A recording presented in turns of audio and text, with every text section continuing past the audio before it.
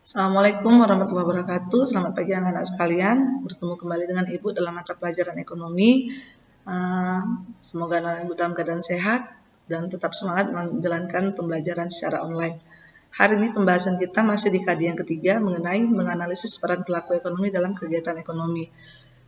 Ini adalah pertemuan kita yang kedua. Di pertemuan kedua ini masih membahas tentang kegiatan ekonomi, tetapi pembahasan kita adalah mengenai konsep biaya produksi, konsep penerimaan, dan laba. Kita bahas dulu tentang konsep biaya produksi. Biaya produksi itu pengertiannya adalah seluruh biaya atau pengeluaran yang ditanggung oleh perusahaan untuk menghasilkan suatu jenis barang atau jasa. Jadi barang yang dihasilkan itu pasti punya beban-beban untuk pengeluaran biayanya, maka itu disebut biaya produksi. Kemudian konsep biaya produksi itu terbagi atas 5, yaitu pertama adalah biaya tetap. Biaya tetap itu adalah biaya yang jumlahnya adalah sama dan tidak tergantung kepada jumlah barang yang dihasilkan.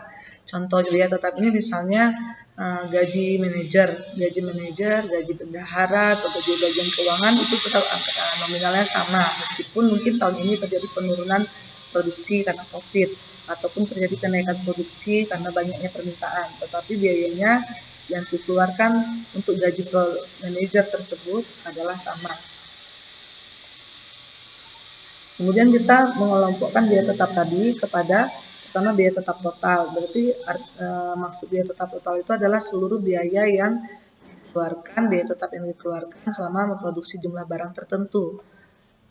Terus ada biaya tetap rata-rata. Jadi kalau biaya tetap rata-rata ini kita rata-ratakan seluruh biaya tetap total tadi dibagi dengan jumlah unit produksi. Biaya tetap ini istilah lainnya adalah fixed cost atau FC singkatannya. Sehingga kalau rumusnya seperti ini, average fixed cost, rata-rata biaya tetap sama dengan total fixed cost, total biaya tetap dibagi Q atau kuantitas atau unit produksi atau jumlah barang yang dihasilkan. Kemudian kita ke perhitungan biaya tetap, contohnya seperti ini. Di sini jumlah produksinya 5 sampai 30 unit, tapi biayanya sama semua. Tidak ada peningkatan walaupun 30 unit ya barang yang dihasilkan, tapi biaya tetapnya adalah sama 30.000. Sehingga ketika kita rata-ratakan berarti kita membagi 30.000 dibagi 5 sampai kepada 30.000 dibagi 30. Jadi sehingga rata-ratanya makin mengecil karena unit produksi yang dihasilkan juga makin besar. Kemudian inilah grafiknya, itu seperti ini, berapapun jumlahnya tapi biaya tetap sama sampai ke kanan, grafiknya tetap angkanya sama. Kemudian kita ke biaya konsep yang kedua itu biaya variabel. Biaya variabel atau variable cost. Biaya variabel adalah biaya yang besarnya tergantung pada jumlah barang yang dihasilkan. Ini contohnya misalnya bahan baku itu jumlahnya akan biaya yang dikeluarkan untuk bahan baku pasti akan makin meningkat seiring dengan meningkatnya unit yang dihasilkan. Nah, ini kita kelompokkan biaya variabelnya kepada sama seperti biaya tetap, yaitu biaya variabel total, berarti jumlah seluruh biaya variabel yang harus dikeluarkan selama memproduksi barang dalam jumlah tertentu.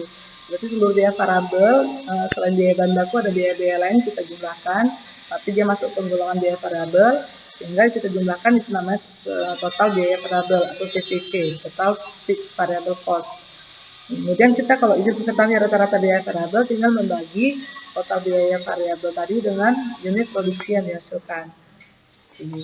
Kemudian inilah rumusnya. ATC sama TVC bagi Q.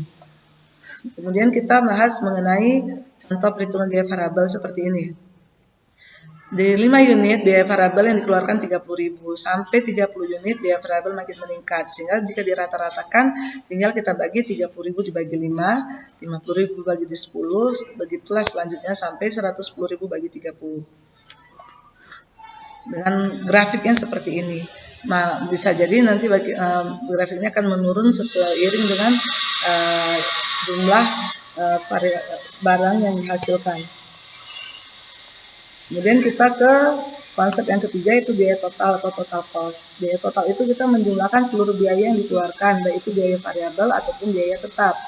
Nah, ini seperti rumusnya. Total cost adalah kita total cost atau biaya total, kita menggabungkan total biaya tetap ditambah total biaya variabel. Kemudian kalau untuk biaya rata-rata average cost, berarti kita tinggal membagi total cost dibagi dengan biaya unit yang dihasilkan. Biaya rata-rata produksi yang dikeluarkan per satu unit barang. Nah, jadi seperti ini rumusnya, atau bisa dengan rumus seperti ini. Average cost atau biaya rata-rata adalah biaya rata-rata tetap ditambah biaya rata-rata variabel. Kemudian kita masuk ke konsep yang terakhir, yaitu biaya marginal atau marginal cost. Marginal cost adalah perubahan biaya total atau delta TC jika produksi ditambah atau dikurangi satu unit. Berarti berapa selisih antara total biaya kedua dikurangi total biaya pertama. Terus dibagi dengan selisih unit produksinya. Seperti rumusnya. Kemudian konsep penerimaan pembahasannya adalah penerimaan adalah seluruh pendapatan yang diterima produsen dari hasil penjualan barang selama periode tertentu. Ini kita kalikan unit produksi yang dihasilkan dengan harga barang, sehingga dapatlah kita total penerimaan. Untuk konsep laba, itu laba artinya adalah keuntungan atau profit istilahnya, merupakan kompensasi atau risiko yang ditanggung perusahaan. Berarti kalau misalnya lebih banyak pendapatan daripada pengeluarannya, maka itu akan menghasilkan laba. Seperti ini, laba sama dengan total pendapatan kurang total biaya. Tapi apabila pendapatannya lebih sedikit, sementara biaya yang dikeluarkan banyak, maka itu bukan terjadi laba, tetapi terjadi kerugian. Nah, kemudian Ibu akan bahas tentang titik impas. Titik impas ini adalah kondisi di mana total biaya sama dengan total pendapatan. Artinya di sini tidak terjadi kerugian dan tidak jadi keuntungan, tapi pengeluaran dan biaya itu sama angkanya. Nah, seperti ini grafiknya. Demikian penjelasan Ibu. Mungkin untuk pertemuan ini tidak ada perhitungan dan itu akan ada perhitungannya insya Allah akan Ibu buat di pertemuan minggu depan. Mohon dipahami dulu pengertian dan perhitungannya atau rumus-rumusnya. Dan silakan kamu catat di buku catatanmu. Terima kasih. Ibu akhir dengan Assalamualaikum warahmatullahi wabarakatuh. Selamat pagi.